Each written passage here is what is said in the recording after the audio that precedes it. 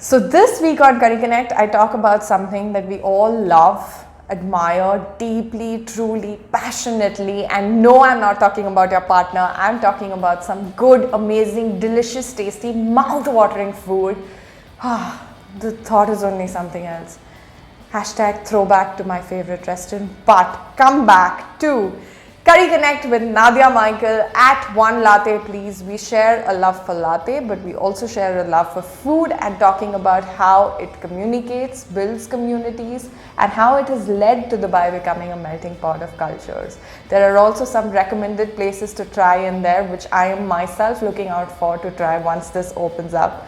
And go watch something a little personal to me as well, because it's something I've written about. So I'm really looking forward to this. Thanks for watching. So first of all, thanks again for No worries, no worries. and Yes, finally. finally, we Finally, yes.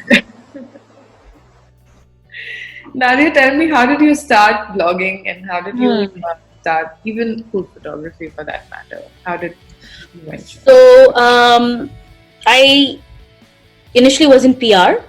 Okay. I used to have a 9 to 5 job, and I felt that maybe I wanted to go out on my own, do something on my own. And photography has been something that I always loved a very long time. Not necessarily maybe food, but just generally.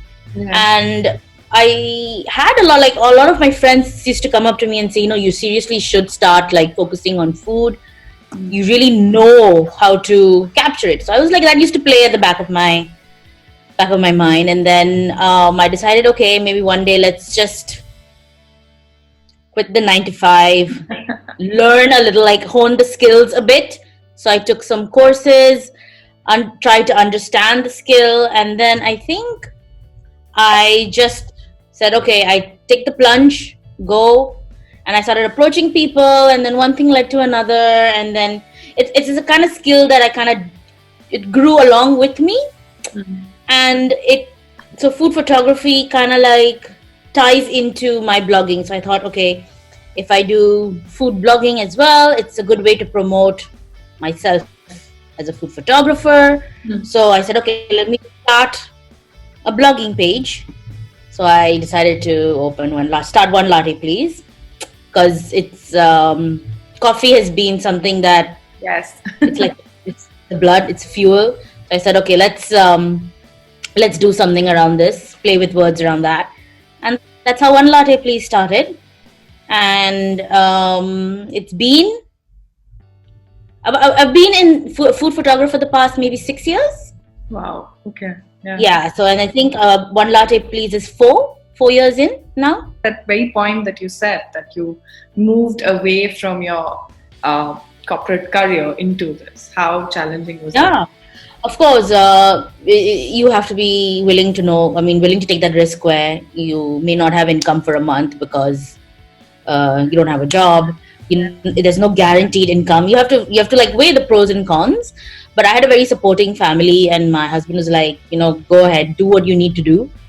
So of course it is challenging because you have to promote yourself, and you have to be confident in yourself, and you have to be saying like, okay, I can do this. So if I approach someone and I say I can do this for you, means you have to be confident enough that you can deliver on the project, Yes. Yeah. So that's one aspect to it. And then you need to be comfortable with not having your fixed income in the bank every month. Some months can be really good, some months can be very slow. Example, like right now, you don't prepare for a pandemic, right? Yeah. I think if you have the passion, Yeah. and you go into it with maybe food photography aside, but blogging, if you go into it with passion and you don't go into it with I need to make money, the chances are you come out of it more successful, I feel. Yeah. I completely. Because if you're only going to go into it with the idea of making money is something that will happen or may not happen. Yes. But much love and dedication into everything you do, I think money will automatically maybe follow. And the pressure, I think it comes with time. In the beginning, when you're starting out, you want to please everybody because you want to make contacts. You want to network. You want to gain momentum. You want people to know who you are. But I think as time passes, you kind of get comfortable with yourself and you know what you want, and you gradually feel like, you know what, okay, it's if I don't get this, it's okay. If someone else gets something I want and I don't get it, it's okay. So it's a lot of work that does go into creating just that one post. So when people say, okay, it's a mango, you're like, no, but do you know what happened? Like, what went beyond? Like, to make that mango look appealing to you, do you know what happened behind the scene? So, yeah. Taken so long to actually get that shot and process. Yeah, and sometimes the people don't get, like, sometimes it takes me about maybe like 4 to 5 hours to curate one shot. From the idea of, like, especially if a brand approaches me, from the idea of like conception to how I want to do it, to testing whether this will work, to then actually styling the shot, to taking the shot, to post-production, to editing, to then finally getting it up on social media, takes time. Yes. And it's So, one and it's all one mango example. So you can imagine. I think food is also relatively easier to get into. Yeah. Because I think it's like travel and lifestyle and cars or accessories, a lot of investment needs to go into that. It's also because I feel food is intrinsic to all, right? I mean, It is. Everybody connects with it. And that's precisely what I actually wrote about as well. That I wrote about it based on a literature novel and how it represented migration. And that I actually realized that there is so much to discuss about this. There is so much to talk about how food has actually pervaded every category, whether it is, because we often think that, the novel's point of view is actually that even before I did the thesis, I don't think even I would have thought so deeply about the fact that food could talk so much about society. Yeah. And it does. So it does. And I think people connect on food. Like the smells, the taste, it all brings like memories that come back to you from whichever period in your life, and people, if strangers, you can connect with strangers on food. Yeah. So I think it brings communities, brings people together and gives you a chance to get to know someone, Yes. And food is something that there's no right and wrong with food.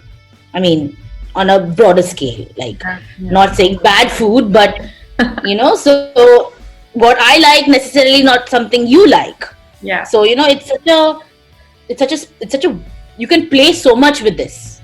Yes. And there's so much creativity that you can put into one dish.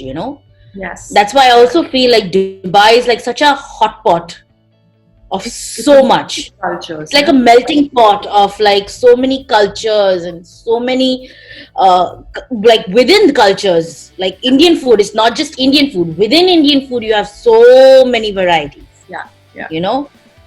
And it's all and good varieties, and you have it across the spectrum. Like you can go out and have a 10 dirham meal and you can go out and have a 1,000 dirham meal and be equally satisfied at both ends. Yes.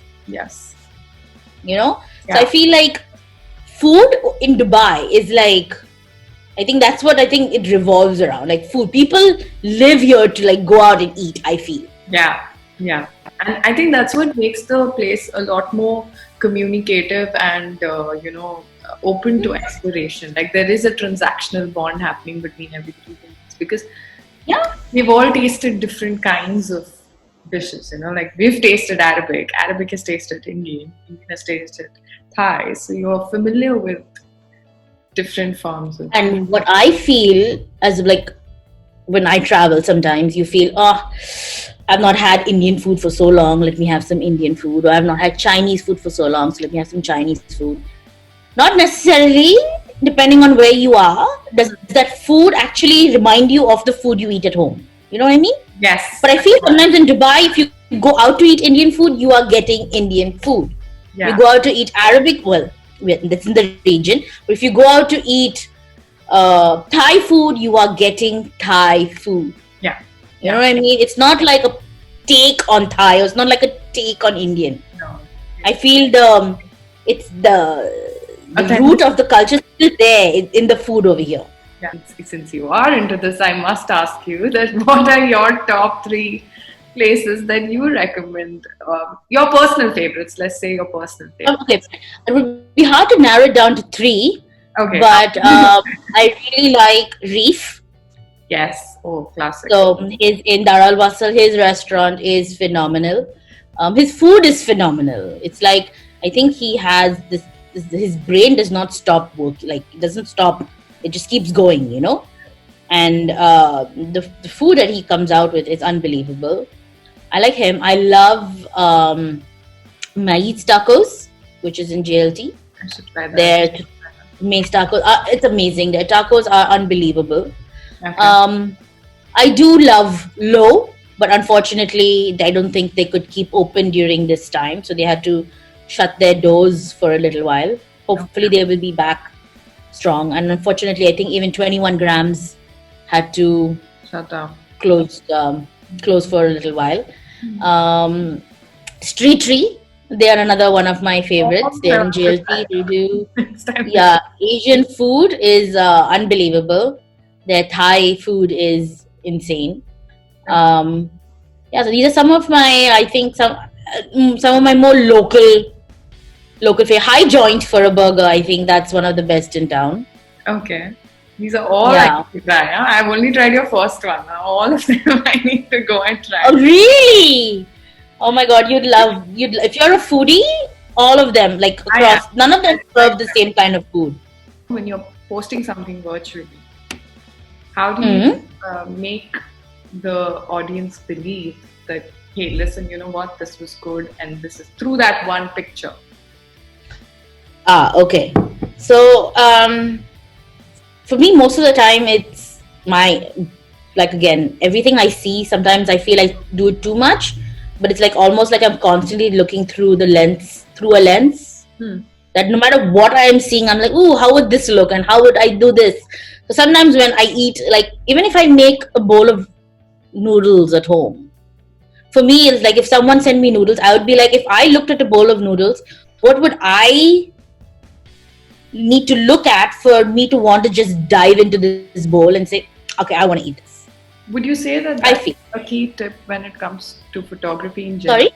Would you say that that is a key tip when it comes to photography Yeah. in general as well? To, do Yeah. your research and think like you would like your viewers? Of course. So now, food photography, I feel as a profession is a little bit different from blogging.